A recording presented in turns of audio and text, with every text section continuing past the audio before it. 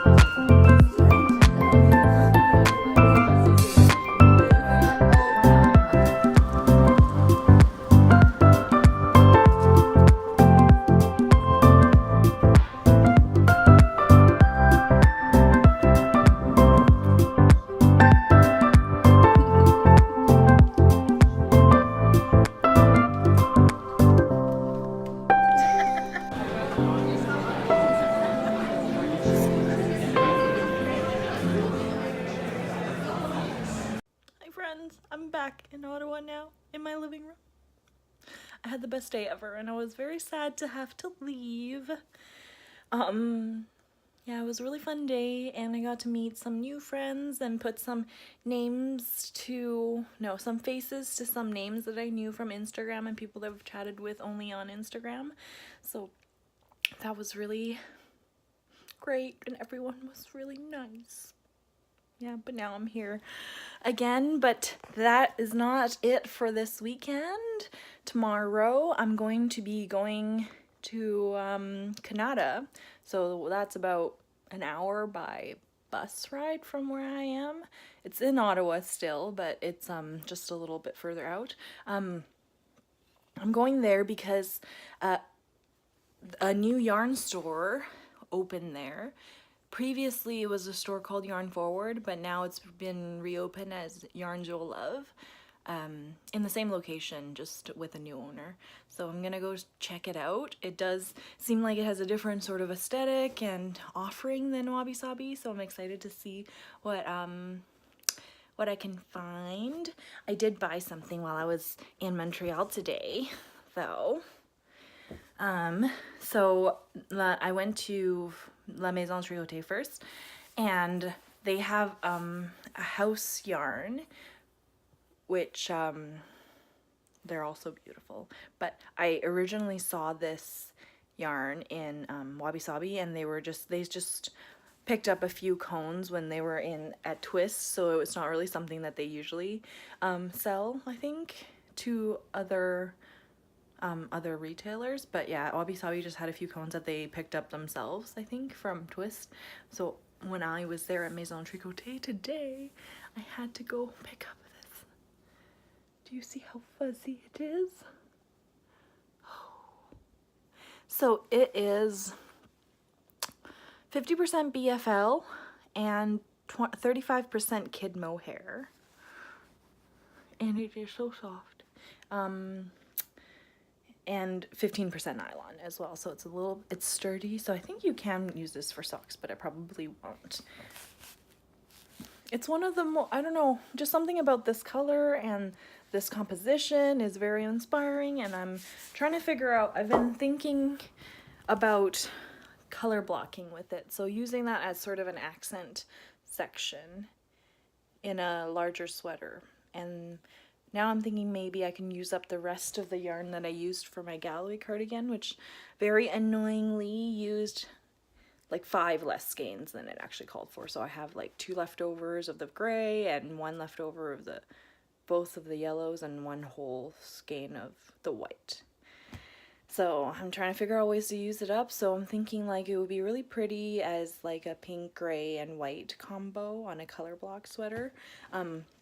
Although I kind of want to do it like vertical color blocking rather than horizontal, which is what is usually done, because in order to do it vertically you would have to do intarsia. But since I'm learning all of these intarsia techniques from this Ixchel's, wow, that was probably the most off I've ever said it, Ixchel sweater. Let's hope that's right. I am feeling brave and wanting to try it out, although you would have to do it flat if you wanted to do it in tarsia. So I've been thinking about how it could be constructed. I was thinking perhaps I would probably do a drop shoulder shape, but I still don't want to do two seams up at the sides because I feel like that's annoying. So what I might do is just one big piece that you fold in half and then seam up one side instead, and that would be on like, so the idea would be have pink on one side and maybe a gray on this side, and then the pink would be smaller, so maybe I'll do the seam on the gray side, since that's I'm probably going to use yarn that's a little bit easier to seam than the pink, which is mohair and BFL. Yeah, these are all thoughts that I have. I'll see, maybe I'll do a swatch just to see what those colors look like together. I might do like a smaller square or rectangle, that just to show what I want the color blocking to actually look like overall before I do it on a larger scale.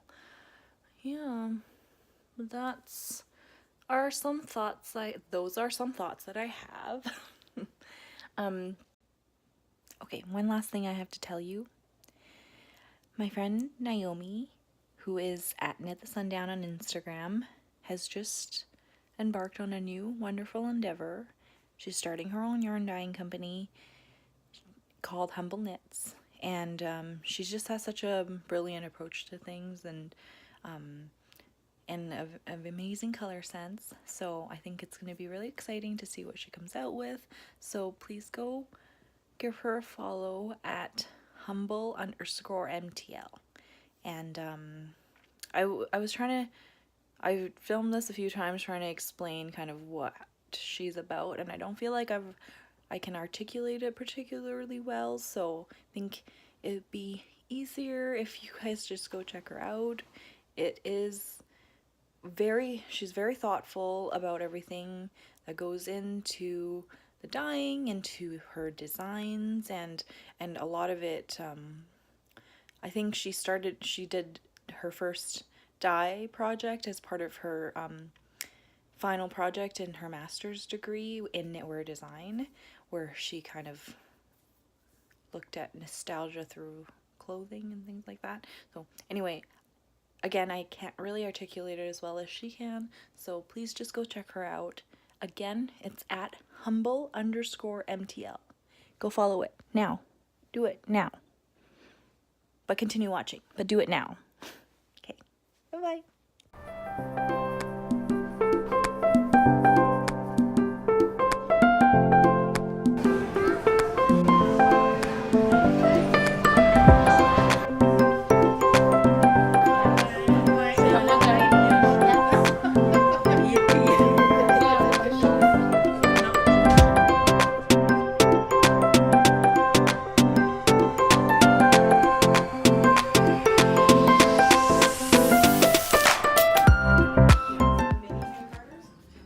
My attempts at filming this clip has failed. I've been trying to call this video a week for like an hour now. So, goodbye. Thank you for joining me. Please like the video and subscribe. I know I don't really have a set weekly format. It's just kind of what I feel like. So this week was a little bit more vloggy, and we'll see. I think because I'm concentrating on finishing my Ixchel, there's not going to be super much in terms of talking about my works in progress because I'm being pretty monogamous, but we'll see what happens next week. Maybe I'll start something new. like the insane person I am. So, thank you for joining me. And if you want to find me on social media, I'm at Books and Cables on both Ravelry and Instagram. And it's a good time to check out my Instagram because I just put up a series of stories which are saved in the highlights on my Instagram profile now about environmentally friendly yarn companies. So if you want to check that out, head over there. Okay, thank you. Bye!